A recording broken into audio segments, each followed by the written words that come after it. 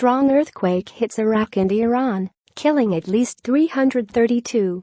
Baghdad Ankara, Reuters. At least 332 people were killed in Iran and Iraq when a magnitude 7.3 earthquake jolted the region on Sunday, state media in the two countries said, and rescuers were searching for dozens trapped under rubble in the mountainous area.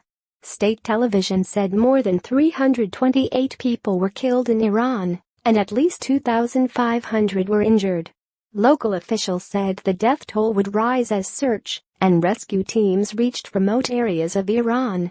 The earthquake was felt in several western provinces of Iran, but the hardest-hit province was Kermanshah, which announced 3 days of mourning. More than 236 of the victims were in Sarpol-e-Zahab County in Kermanshah province, about 15 kilometers, 10 miles, from the Iraq border.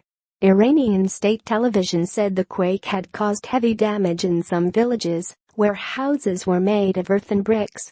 Rescuers were laboring to find survivors trapped under collapsed buildings.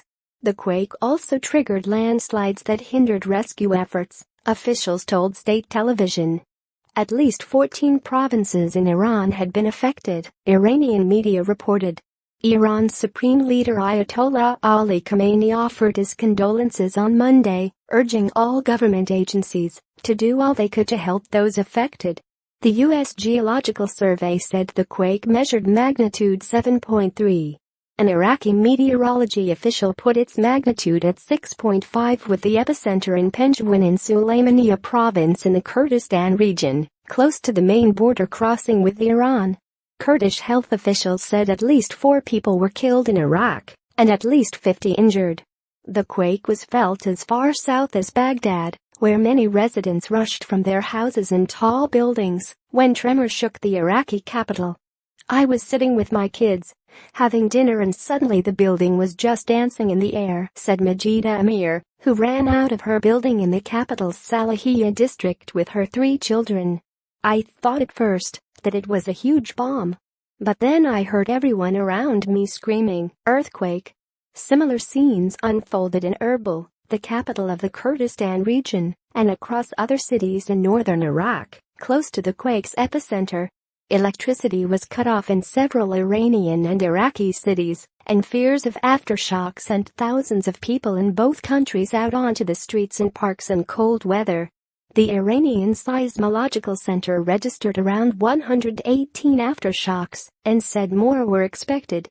The head of Iranian Red Crescent said more than 70,000 people were in need of emergency shelter. Hajat Gharibian was one of hundreds of homeless Iranian survivors who was huddled against the cold with his family in Kasri Shirin. "My 2 children were sleeping when the house started to collapse because of the quake. I took them and ran to the street. We spent hours in the street until aid workers moved us into a school building," Gharibian told Reuters by telephone. Iran's police, the elite Revolutionary Guards and its affiliated Basij militia forces were dispatched to the quake-hit areas overnight, state TV reported. Iranian Interior Minister Abdulreza Rahmani Fazli said some roads were blocked, and authorities were worried about casualties in remote villages. An Iranian oil official said pipelines and refineries in the area remained intact. Iran sits astride major fault lines and is prone to frequent tremors. A magnitude 6.6 quake on December 26, 2003, devastated the historic city of Bam, 1,000 kilometers southeast of Tehran, killing about 31,000 people. On the Iraqi side, the most extensive damage was in the town of Darbandikan, 75 kilometers east of the city of Sulaymaniyah in the semi-autonomous Kurdistan region. More than 30 people were injured in the town, according to Kurdish Health Minister Rekat Hamarashid. "The situation there is very critical," Rashid told Reuters. The district's main hospital was severely damaged and had no power, Rashid said, so the injured were taken to Sulaymaniyah for treatment. Homes and buildings had extensive structural damage, he said.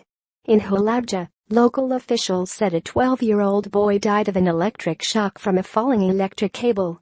Iraq's meteorology center advised people to stay away from buildings and not to use elevators in case of aftershocks. Residents of Turkey's southeastern city of Diyarbakir also reported feeling a strong tremor, but there were no immediate reports of damage or casualties there. Turkish Red Crescent chairman Kerem Kinek told broadcaster NTV that Red Crescent teams in Erbil were preparing to go to the site of the earthquake, and that Turkey's National Disaster Management Agency, AFAD, and National Medical Rescue Teams, UMKI, were also preparing to head into Iraq. AFAD's chairman said the